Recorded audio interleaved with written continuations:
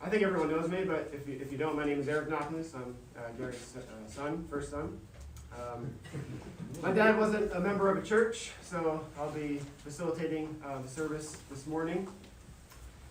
The format will be sort of like a religious service, I guess, in the format. I'll just give a quick welcome and introduction here, and then we'll have our first reading by my Peter.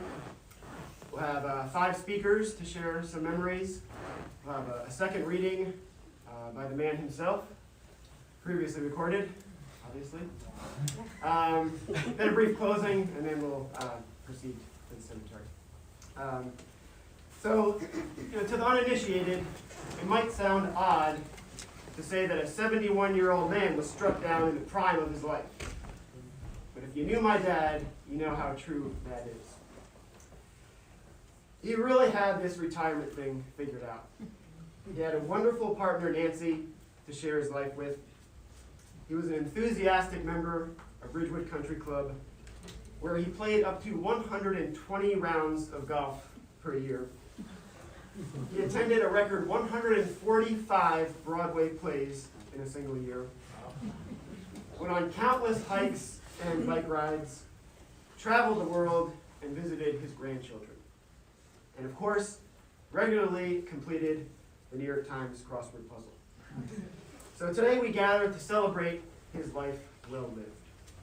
So I'll turn it to my dad's brother-in-law, Peter Haynes, to deliver our first reading.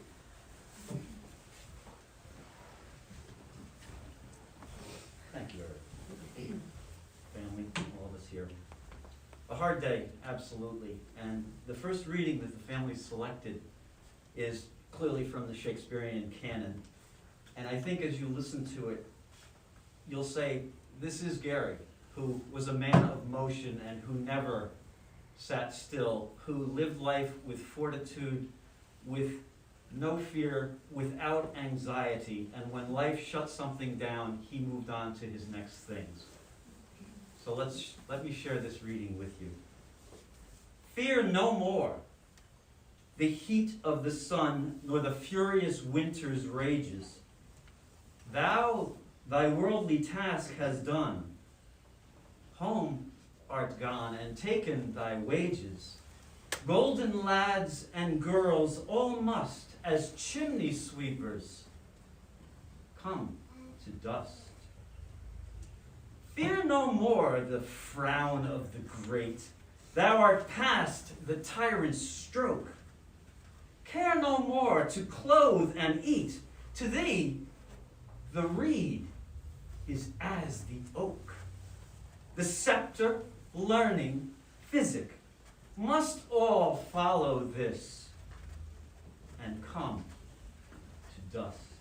Fear no more the lightning flash, nor the all-dreaded thunderstone. Fear not slander, censure rash.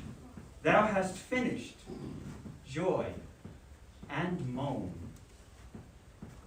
All lovers young, all lovers must consign to thee and come to dust. No exorciser harm thee, nor no witchcraft charm thee. Ghost unlaid forbear thee, nothing ill come near thee. Quiet consummation have, and renowned be thy grave. God bless Gary Knackmuhs.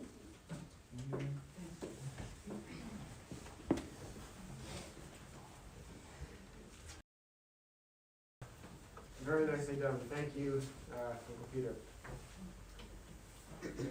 We'll have some speakers to the stand now, so I'll give you the lineup so you know where you fall. If you don't already, we'll start with my Uncle Joe, my dad's brother-in-law, Joseph Haynes, followed by Dr. Mark Melmud, followed by Scott, myself, and Nancy. So, Uncle Joe, take it away.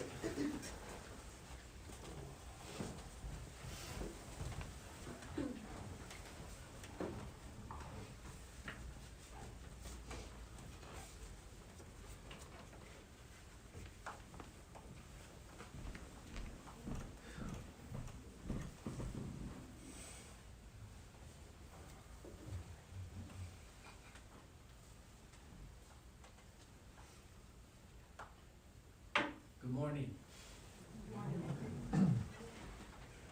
Let me say first that God, I love you.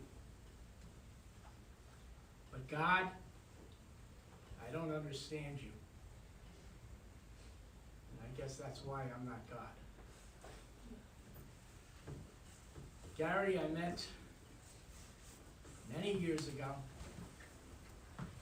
when he first started seriously dating my sister. And he came around, as you've seen by the pictures, he didn't exactly project a blue suit image. So that consequently, I was a little concerned, and but I trusted in my sister. My sister was always a lot smarter than I was, particularly when it came to points of common sense. And so they dated, and after a few years, they got married. After a few more years, Gary actually cut his hair. And then they had 3 wonderful children. And they wonderfully took care of those 3 children. And then unfortunately this cancer thing got my sister. And that was a little bit more than 5 years ago. And shortly after that, year, maybe 18 months, whatever, my brother Chuck, where's Chuck? Come over here, Joe. Oh, there he is. My brother Chuck and I, called Gary and said, let's go out and have some dinner. And we did. And we went out to dinner. And Gary, in his inimitable way, said he had something he wanted to tell us. And he was soft-spoken, but yet direct. But he was typically Gary. And he said to us that he was seeing someone. And Chucky and I were thrilled, because the last thing in the world we wanted to see was to see poor Gary by himself. And when we thought about it, that's the same thing my sister would have thought. She certainly didn't want to see Gary by himself. And so Gary, again in his inimitable style, went 2 for 2 and started a most loving and close relationship with Nancy. And we were just thrilled to watch that. And we were thrilled to see how she melded in with the children and with the grandchildren, with little Ava and with Alex, and then certainly the pictures that you've seen with Benjamin is just love, just absolute love. So, that was it. Until we got a call, I don't know, maybe 9 months ago, maybe a year ago. It wasn't a year, but Gary told us that he had pancreatic cancer, metastatic pancreatic cancer, stage 4. And if you look around, you look at the pictures, and you look at the mountains, and you look at the streams, and you look at the golf shirts, God love you, Gary. He said, how could this happen? This should be happening to me or Chuck. But it wasn't. And then we saw Gary accept that and then move forward.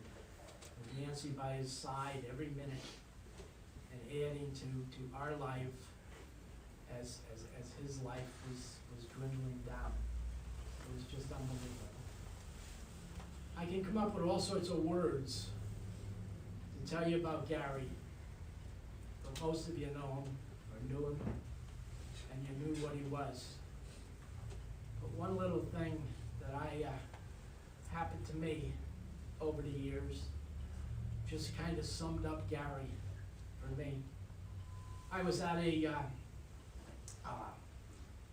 fundraiser, something or other, for the Bergen Catholic Fathers Club.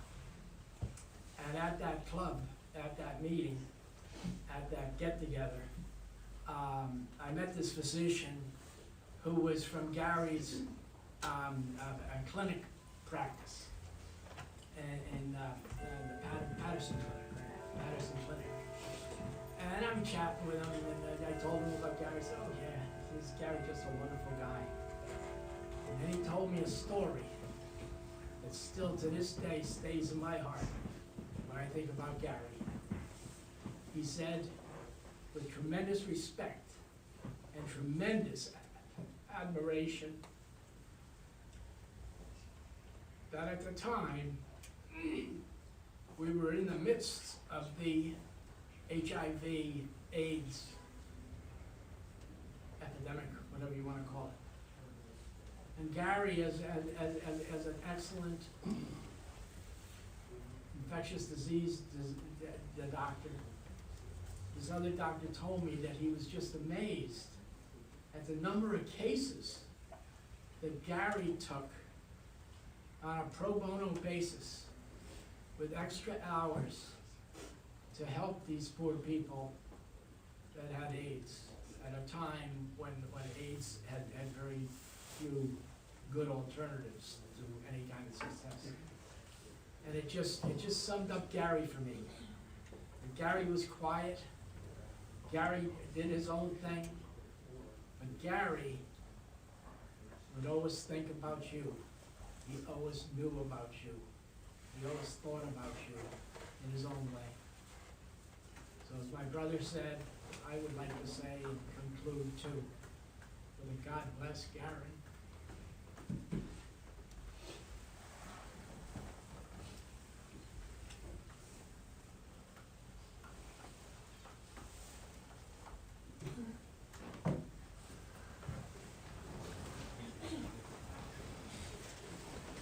Thank you, Uncle Joe. I'd like to invite my dad's good friend, Dr. Mark Melvin.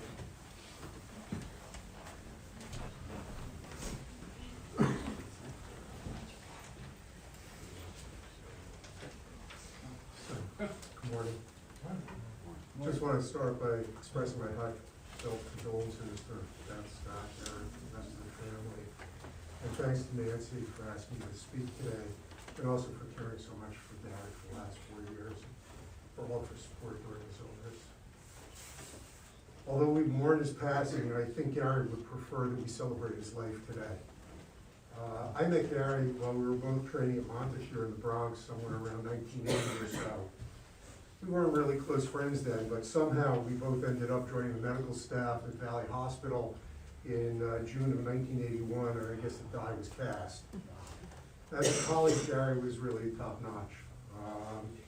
Always friendly, available, knowledgeable, kind and caring. He developed a great reputation as was well-liked by medical staff, nursing staff, administrative staff, and especially his patients. I can remember many times where he held my hand while I was making really difficult clinical decisions about caring for some really sick patients. Not only was he a good clinician, but he also played a large role in the hospital politic, ultimately serving as president of the medical staff. I don't see a lot of doctors here, but many of us will remember Gary for his involvement in the annual medical staff picnic at the hospital at the Indian Trail Club. Although he was a great doctor, what really made Gary interesting, though, was all of his other extracurricular activities. I was lucky to enjoy multiple outings, daily and week-long outings and vacations with Gary. He was really an incredible athlete. He seemed to be able to do anything at a very high level. Those of you who know him well also knew he was a little bit of an adrenaline junkie and was not averse to taking some risks. Made some of our trips even more memorable and occasionally associated with injury. One of the only times I was able to ski better than him on cross-country skis was up in northeastern Vermont when he sprained his ankle catching his foot on a log with the ski. He kept skiing, but not that well that day. The following day, we realized he actually had an ankle fracture. The only other time that I was ski faster than him was when he wiped out and cracked a rib in the middle of a 5-day hut ski tour. Again, he kept skiing. As was mentioned before, Gary loved to travel. I don't think many other people have visited every state in this country and most of our national parks. And I'm sure there's at least 1 or 2 t-shirts and several coffee mugs to commemorate each of those visits. How many other people developed a deep interest in Shakespeare later in life and has seen every live production of those plays? Who else continued to attend high school basketball games at Ramapo for years after his kids graduated? Who else could name the recording artist of every hit song of the 60s and 70s? And who always beat me at hearts? Such a well-rounded guy.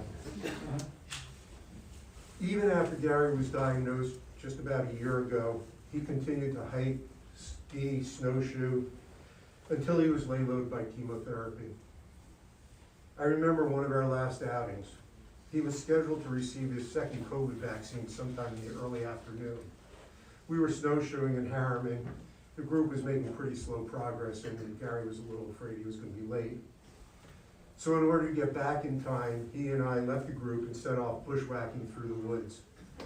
On a long downhill segment, in about 1.5 to 2 feet of snow, we were able to slide or just slide down the side of the mountain on our snowshoes. At some point, I got a little bit far ahead of Gary, and I just sort of looked back to see if he was okay. Not only was he okay, he was sliding down that mountain with a look of joy, just written on his face. No fear, no concern, just joy. Here he was, where he wanted to be, doing what he wanted to do, and enjoying life to its fullest. And that's how I'm going to remember Gary Knackmuhs. Rest in peace, my friend. He'll be missed.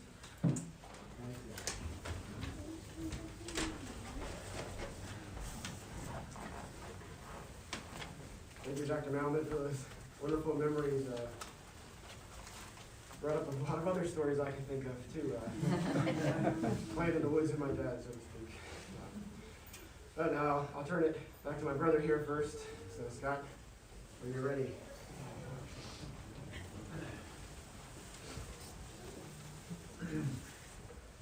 I want to start with a thank you to everyone for being here today and for being with us, with Dad, over the last many years and for some of you decades.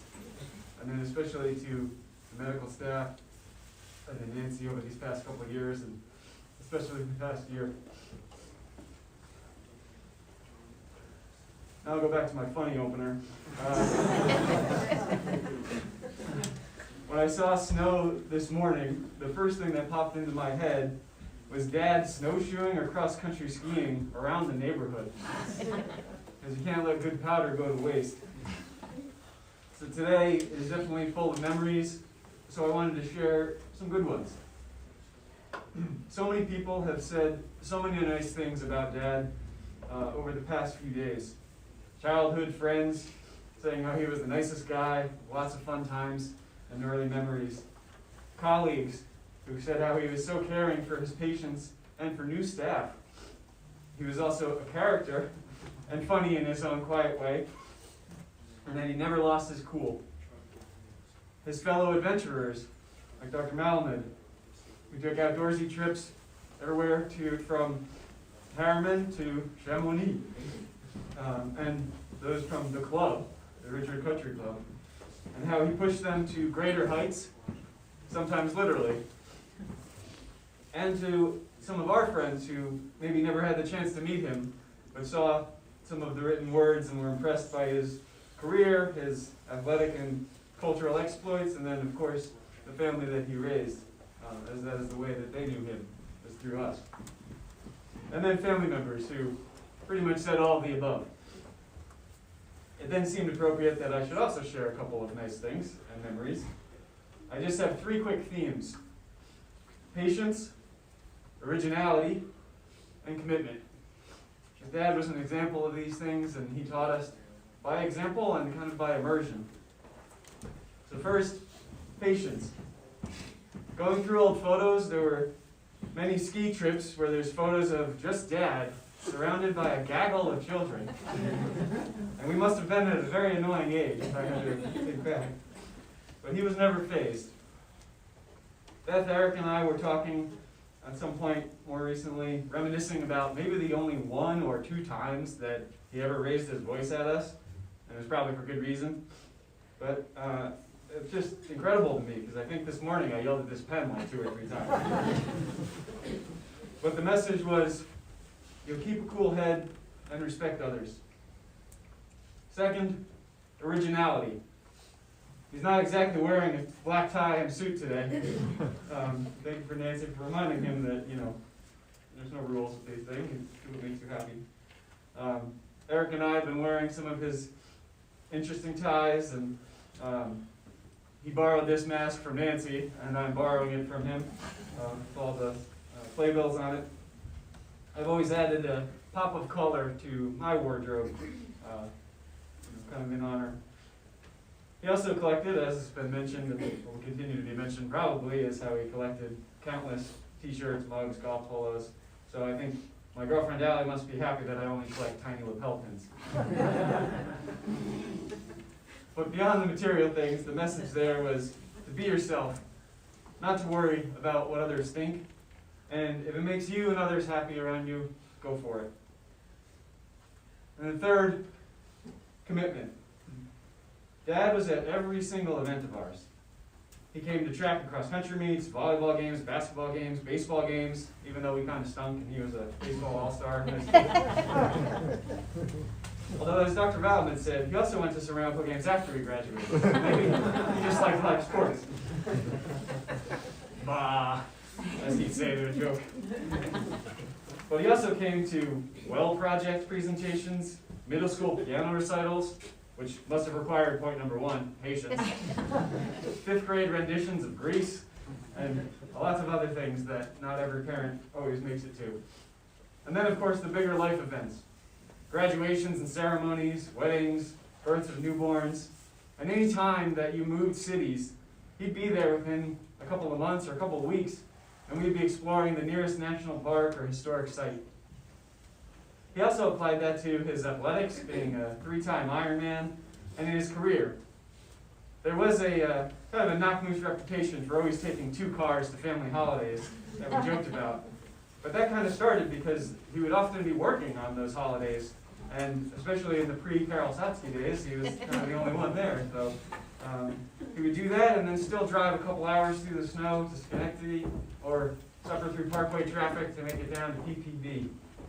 So, days of the Giants. The message there is commitment was about being there physically and emotionally, with a comforting word or a congratulatory word.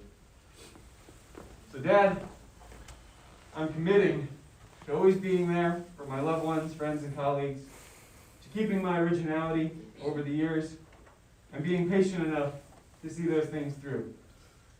We love you, Dad.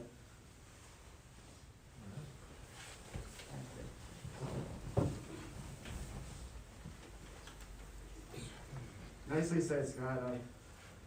As I'm listening, I realize I have many of the same memories, some that I'll share now. It's almost as if we grew up in the same house.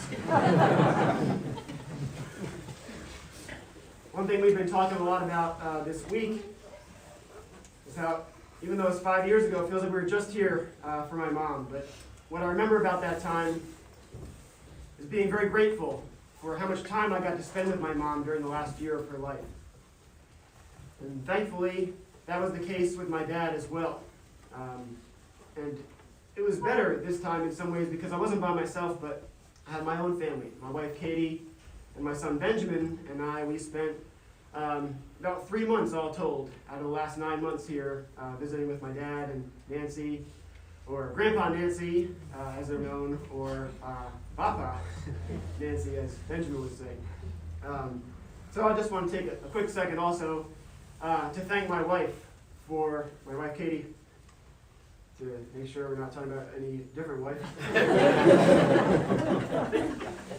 Anyway, I want to thank my wife, Katie, for being there for me and for all of us, and for basically putting her own family on hold for a year so we could come here as often as possible. And we really treasured that time that we got to spend with Nancy and my dad. And then my dad got to see Benjamin grow and develop, from taking his first steps during our first visit after we got vaccinated to at Christmas time, he's jumping off the couch already.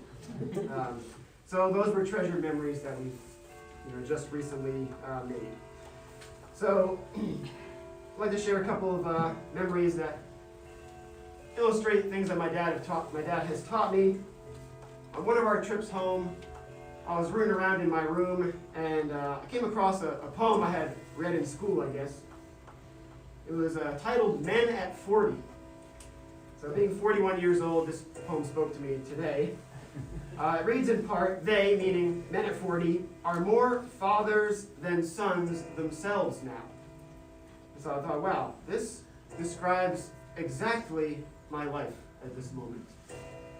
And so as I think about transitioning from son to father, I look no further than my own father for a role model to follow. So let me illustrate with a couple of memories.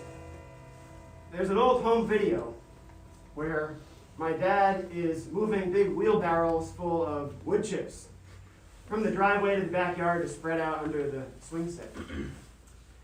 And 4-year-old Scott is right there behind helping with his own little plastic wheelbarrow, bopping along behind. And then there's me, 8 years old, not helping at all. Kind of being annoying, just kind of generally jumping and running around and nagging and pleading with my dad impatiently, when are we going to play basketball? And so this goes on for a while. I guess it's not the most interesting home video, but finally my dad turns to me and says, all right, we've got to start getting ready for our next activity now. I thought, oh no, what's that? What now? And he says, championship basketball. There you go. And the next scene is us, of course, shooting hoops, playing basketball in the driveway.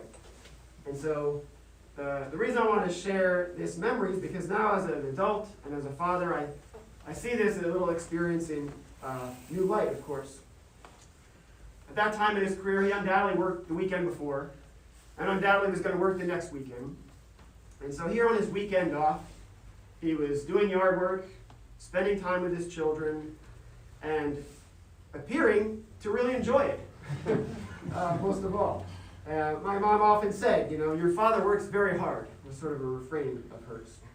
So the Gary Knackmuhs model of fatherhood would read, at least in part, work hard, but make time for your family.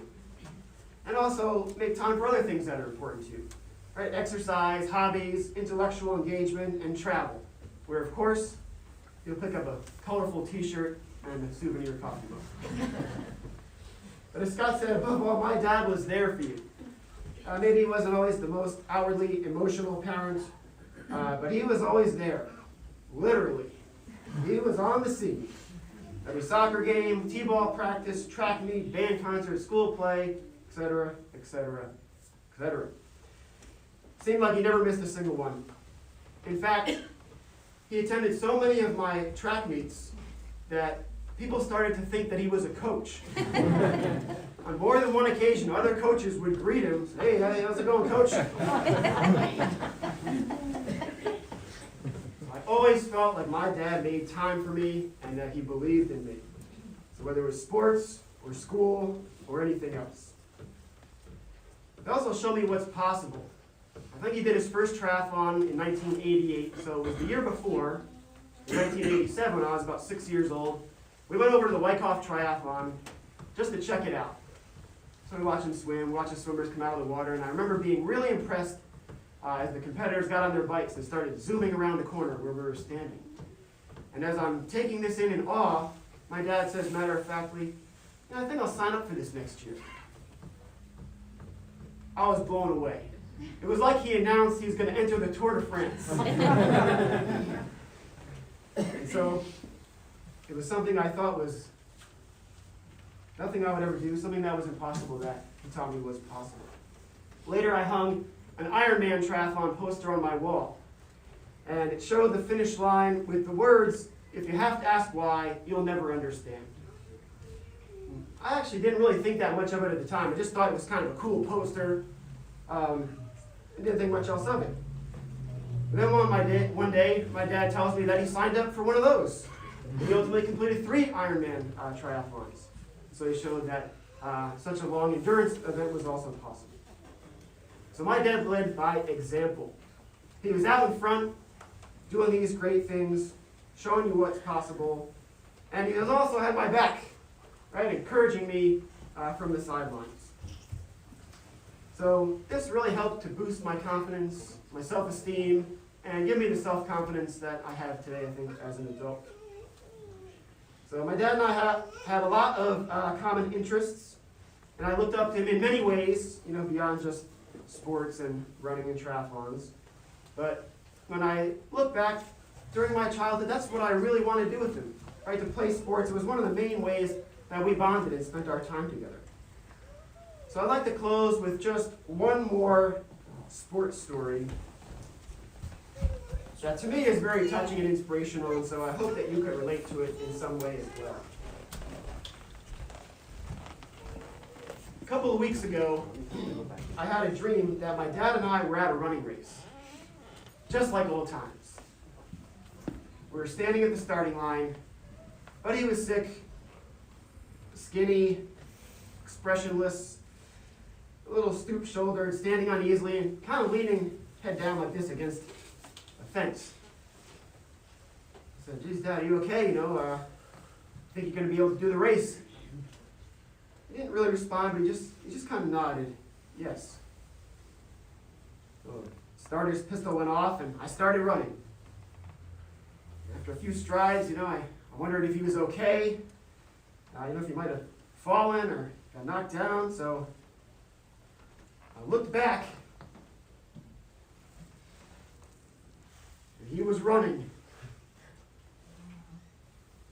His head was high, his chest out, the strong, rocking and rolling stride that we always knew. And so while we feel his life was much too short, it was full. He had a good run. So I'd like to invite next needs no introduction, but I'll introduce her anyway. My dad's partner, Nancy, was a wonderful partner, of course, but especially in the last year, my dad started to refer to her as his miracle worker. And she did more to support him physically, mentally, spiritually, emotionally, and medically than anyone could reasonably ask a partner to do.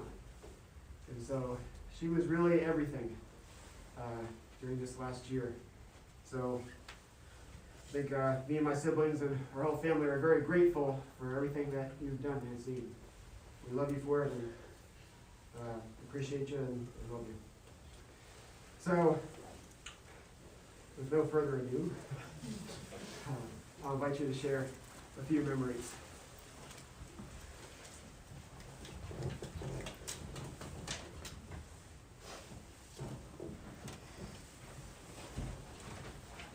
How am I supposed to talk after that? My dad, that girl. Okay. Thank you everybody for coming. This is the day I hope would never come.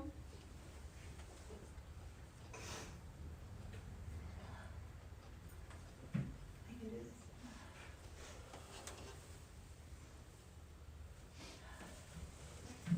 Our story started about 33 years ago when I first met Gary at Valley Hospital. We became great friends and work colleagues, first in the ICU. I'm sorry, I can't breathe. And later in the playhouse. We shared the love for running in the outdoors. A few years ago, our personal situations changed and our friendship blossomed into a deeper fondness and love, and we became inseparable. We go into lots of New York City events, plays, museums, you name it. We got the tag name of culture vultures. We also shared the love of travel and hiking. These two things brought us to many adventures. Paris, Hawaii, the Amazon, multiple Austin, California and Kentucky trips. So many national parks. We hiked Machu Picchu together and camped outside for 5 days. To say that Gary enhanced my life is an understatement. He really taught me how to live, how to love life. He wove me into the fabric of his family, sharing many visits, short trips, and holidays together with his kids and grandkids and extended family. He always encouraged me to do the things I thought were outside my reach. He taught me to run those longer races, trained me by racing lots of half marathons, and eventually to your New York City marathons. He embraced weather, no matter the seasons, and inspired me to love all seasons, the snow, to hike in the rain, or snowshoe around the neighborhood. One of the things I love most about Gary is that he just saw the joy in everything, and most oftentimes we hear him say, no matter what we're doing, this is great.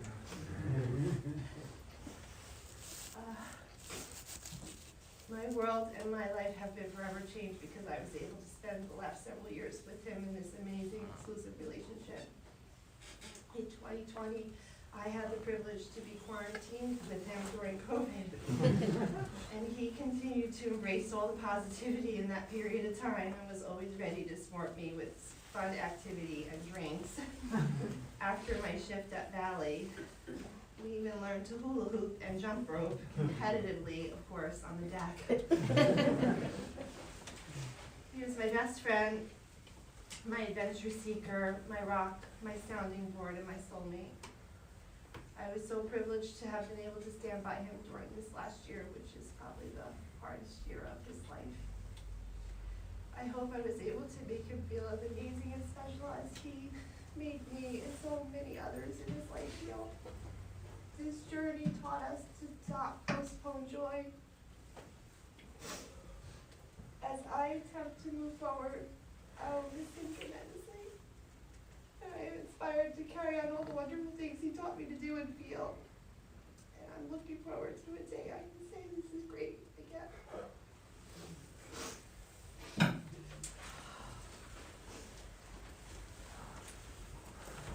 Thank you, Nancy.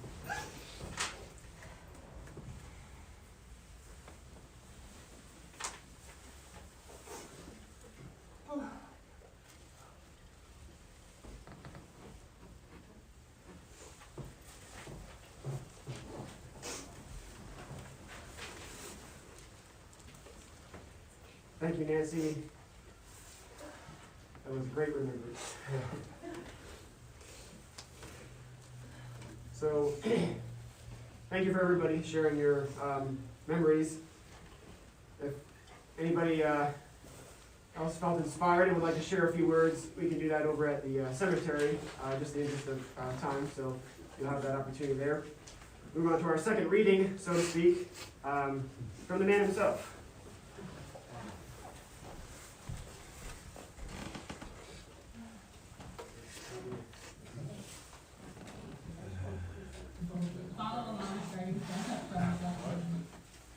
So I'll just introduce, right, it's the Folger Shakespeare Library in DC, and they were on, Nancy and my dad were on a tour. Yeah, we went there. We were there for Cherry Blossoms, and then we went to the Folger, and there was this tour. Okay, so they're on the tour, they asked for a volunteer to read, and so my dad volunteered, and you'll notice the beginning of this quote from As You Like It on the back of the memorial cards, so we thought it was fitting as well. So here's my dad's reading. All the world's a stage, and all the men and women merely players. They have their exits and their entrances. And one man in his time plays many parts, his acts being 7 ages. At first, the infant, mewling and puking in the nurse's arms. And then the whining schoolboy with his satchel and shining morning face, creeping like snail unwillingly to school. And then the lover, sighing like furnace with a woeful ballad made to his mistress's eyebrow. Then a soldier, full of strange oaths and bearded like the pard, jealous in honor, sudden and quick in quarrel, seeking the bubble reputation, even in the cannon's mouth. The sixth age, oh, and then the justice, in fair round belly, with good capon line, with eyes severe, and beard of formal cut, full of wise saws and modern instances, and so he plays his part. The sixth age shifts into the lean and slippered pantaloon, with spectacles on nose and pouch on side, his youthful hose well saved, a world too wide for his shrunk shank. And his big manly voice, turning again toward childish trouble, pipes and whistles in his sound. Last scene of all that ends this strange, eventful history is second childishness and mere oblivion. Sans teeth, sans eyes, sans taste, sans everything.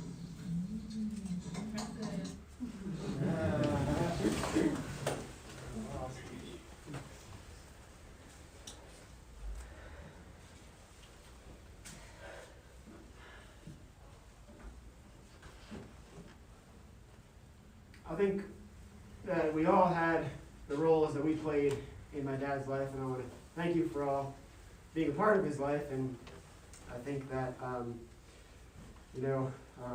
my dad played many roles in each of our lives, and I just wanted to close by thanking you for all playing a role in his life.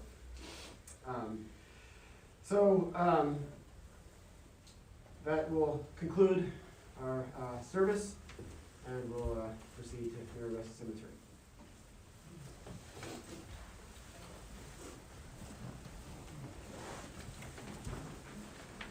Thank you, everyone. As we begin, can we please start from the rear of the room? Friends, relatives, leaving the immediate family for last. Please step up to your right, come up to pay your final respects, and please exit to the door to my right. Please head immediately to your cars, and please put on your headlights and four-way caution flashers. Thank you.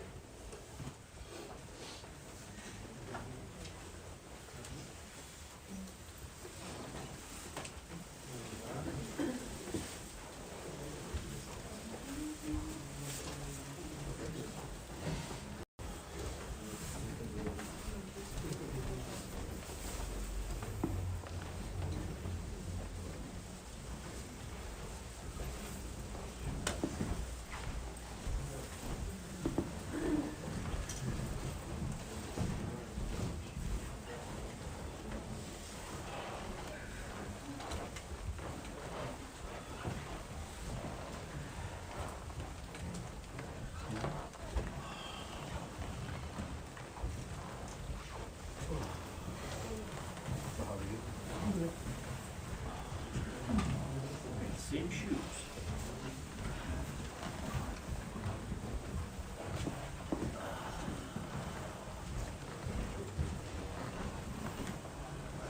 Did you try it?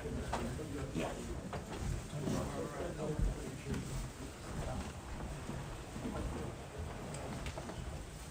Was it rain or snow?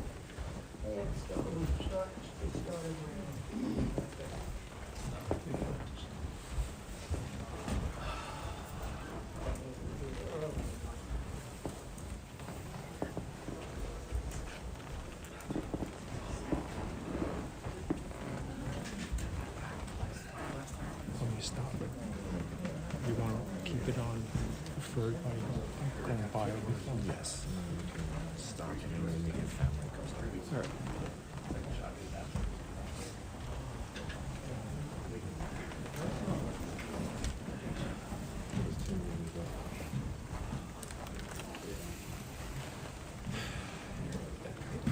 We usually, sometimes there's a kid, but this is fine.